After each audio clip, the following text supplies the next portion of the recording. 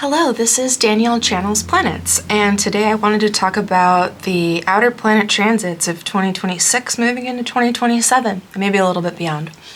I think that 2026 is shaping out to be quite a bigger year than maybe a lot of us had expected it to be. And usually what I look for then is the aspects of outer planets. Those tend to point to epochal shifts and also stages in our own individuation process. So right now I'm looking at the chart for April 21st, and as an archetypal astrologer, my primary importance here is noticing the planetary archetypes and the aspects that they make to each other. We have had a Saturn-Neptune conjunction that has already been occurring for some time. Neptune at 2 degrees, Saturn at 8 degrees today, and those continue to work together. Saturn is the restructuring principle. So in our individual lives, I imagine that many people have had relationships, jobs, living situations that have gone through a bit of an upheaval since the summer of 2025.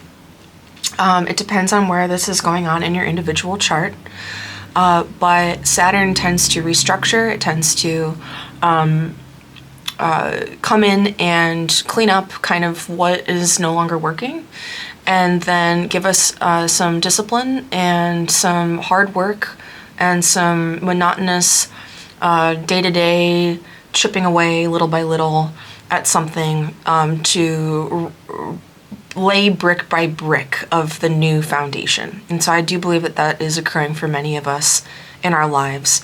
However, with Neptune involved, Neptune tends to work with Saturn in a way where we're not just falling apart, but we're dissolving into goo. I think a good metaphor at this time could be the chrysalis of Saturn forming around the worm that needs to turn to goo, or the caterpillar that needs to turn to goo to transform. And Neptune being the goo in the liquid state, where we become shapeless, formless, directionless in this container. Saturn can feel like a prison at times. It can feel restricting. It can bring up depression. It can feel like we're stuck. It can feel like there's barriers. But perhaps some of those have been necessary for this to occur. So other ways that this can be showing up is, sometimes I think of two spectrums with Neptune being on one side extremely spiritual and transcendent, and access to the imagination and the collective unconscious and gods and goddesses. On the other side, I think of Neptune as this dissociation and a dissolution into psychosis or delusions or intoxication. So there can be a propensity to seek out a lot of drugs with Neptune. With Saturn hanging out here, maybe this goes one of two ways. I mean, this can be new spiritual practices. This can be restructuring our relationship to the transcendent, to what's meaningful for us. It can feel like the boundaries of our own consciousness have dissolved, where we can access the imagination in new ways. And perhaps that is driven by the sobriety of Saturn and making necessary changes in our lives to become more disciplined, to become more sober, so that our imagination and dreams and meaning and synchronicity can come through in a more fluid way. On the other side, this could also be a wake-up call to our mental health and perhaps addictions or behaviors, and learning hard lessons around drug or substance use or dissociative avoidant behaviors, because Neptune tends to kind of numb us out. So there's lots of expressions for how these can come through. I would say, though, that with if you are feeling lost and confused and you are worried about the structure of your life, that is absolutely in the collective right now. And at this time, like, doing what you can do day by day to bring your dream into reality little by little. These are long-term transits, and it does take time for the dream to actualize. And Saturn is that day after day after day after day after day after day after day that nobody sees, the grind that goes into healing. Okay, so we also, then this conjunction will separate, but it is still active right now. What else is going on from April 2026 into 2027 and even 2028 is Neptune, Uranus, and Pluto all in aspect to each other, more or less on and off because they will move forward and then retrograde. But Uranus will move into Gemini on April 25th. And it is already in aspect to Neptune and Pluto. Uranus in aspect to Neptune brings a suddenness and an unexpectedness of awakening and liberation that is connected to the spiritual and the transcendent. Uranus can be rebellion, it can be individuation, it can be thinking outside the box and doing things differently, doing things our own unique, individuated way. It's a highly creative energy. It's also highly unpredictable. It's also highly chaotic and restless at times. So again, a spectrum here of, Uranus can be incredibly erratic, seeking out stimulation and acting on impulse. That can be accidents, and it can be saying the wrong thing, blurting things out or acting too fast on an idea. But Uranus can also be creative genius and new ideas emerging in our lives, new ways of seeing things, new ways of relating to the world that we didn't see before. And then all of a sudden we have the fire of the gods like Prometheus, and we have something that we want to bring back to humanity. So there's something about what's been restructured with Saturn, Neptune, whatever's fallen apart, whatever's dissolved, is also tied into a new emerging creativity. And because Uranus is not there yet, it's moving closer. The full story of what that creative journey is all about is going to get stronger through 2026 and into 2027. We're going to see more things that we can't predict in our individual lives that contribute to our sense of unique individuality and creativity. I think a lot of people might develop a new relationship to spirituality with Uranus, Neptune, new relationship to images of the divine or meaning around certain divine images or deities or spiritual practices. I think a lot of work can be done. A lot of new images can come through where we participate with these living archetypes and we see them express themselves in ways that we haven't even seen before, because Uranus is very liberating and unpredictable. So on top of that is Pluto. So for all of three of these to be in aspect to each other is very powerful. And Pluto is power. Pluto is power, Pluto is transformation. If the caterpillar is turning to goo, Pluto is also taking the chrysalis to hell and back to fortify it in the fires of hell and bring it back a completely transformed phoenix rising butterfly. So it really intensifies the whole process. And it also brings up instinctual repressed material that needs to be integrated along the journey. So there's something in our individual lives where with Pluto there, where we go to places in ourselves that we might rather not go or confront than we need to. We need to confront emotions, we need to confront thoughts, we need to confront things that we project out onto others, complexes, polarizations, othering, and that's a part of the journey here. Now, we can trip along the way and get stuck, and then therefore it can drag us down to the underworld. In moments like that, with however that shows up in our lives, there's something for us to find there. personal power, sexuality, a different relationship to our emotions usually. I think a lot of repressed anger can be associated with Pluto.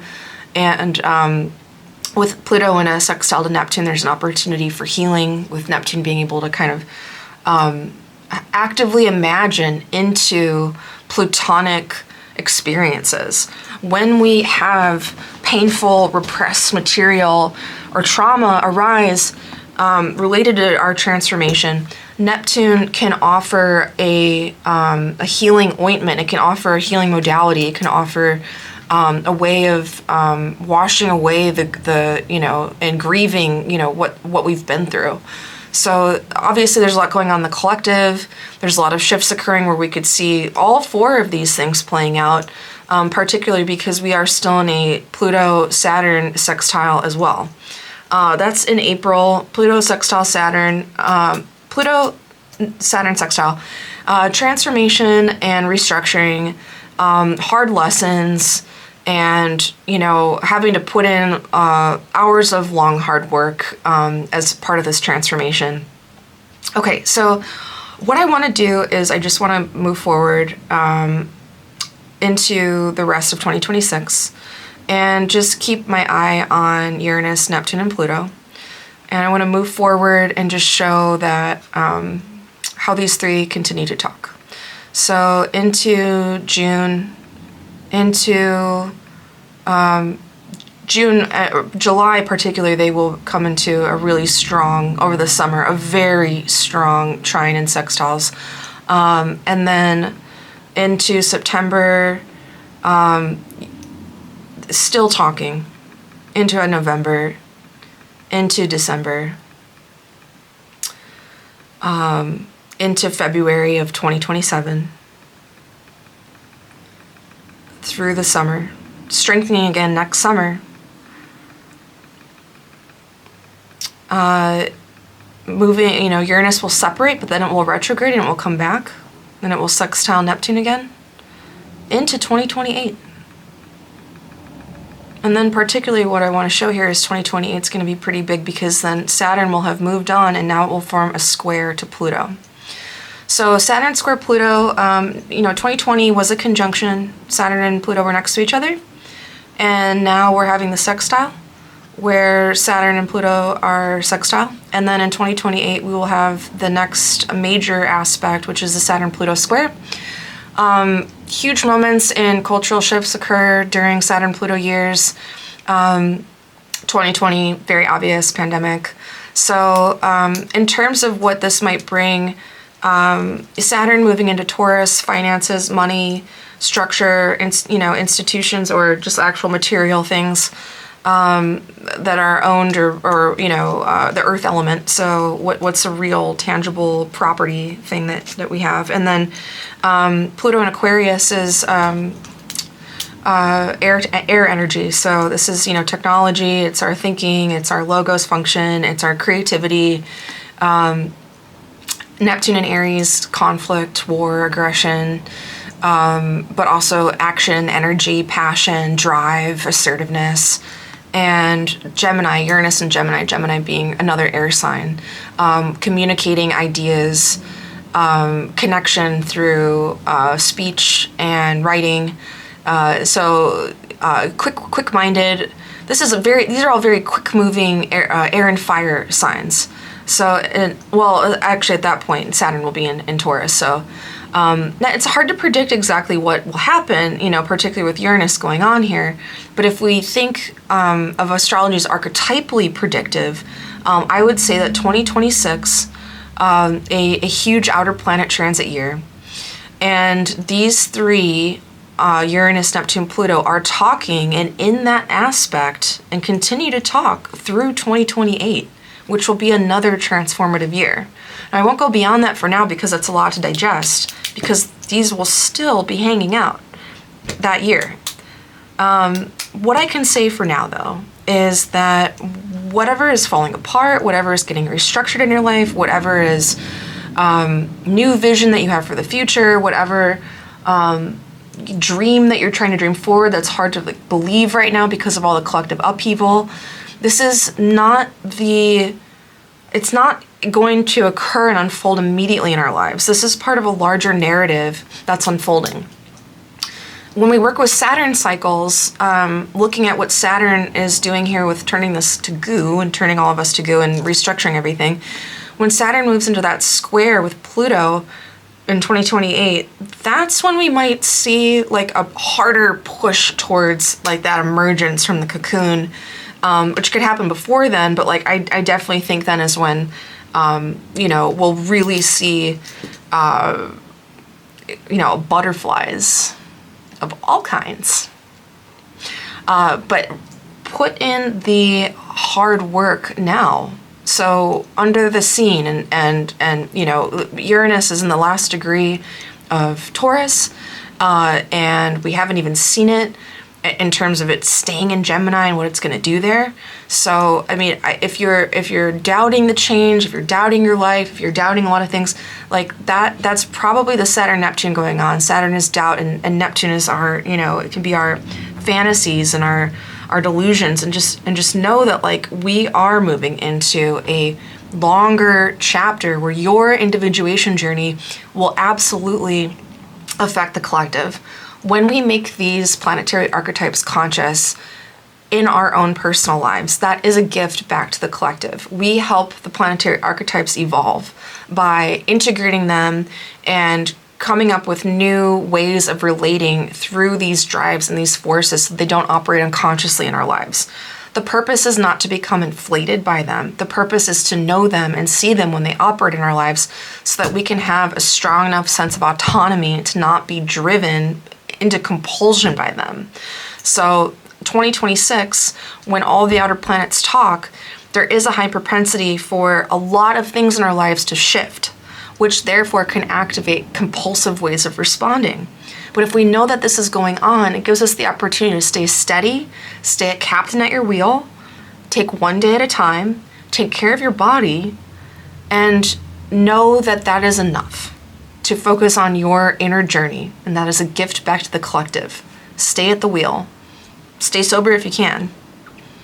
Use any kind of practice to maintain one foot in the world and one foot within yourself. That is individuation. Always having one foot in your inner world so that you can hear your thoughts. And at times that can be extremely painful because you can hear the screaming and the suffering of humanity in the media and within our own bodies because we're all connected. You can hear the fearful inner child that is just raging and needy and needs to constantly be held. And if we can find ways to be with our inner child without numbing it out, without pushing it away, without trying to get rid of it, that is an alchemical, transformative process that will help heal the collective. So stay tuned for more updates. I'm going to keep reporting on outer planets. I will continue reporting on this. And please like and subscribe to my channel. If you'd like a personal reading, please reach out. That's my favorite. That's what I do. I'm here to support astrology for mental health. So, yeah, thanks for watching. Take care.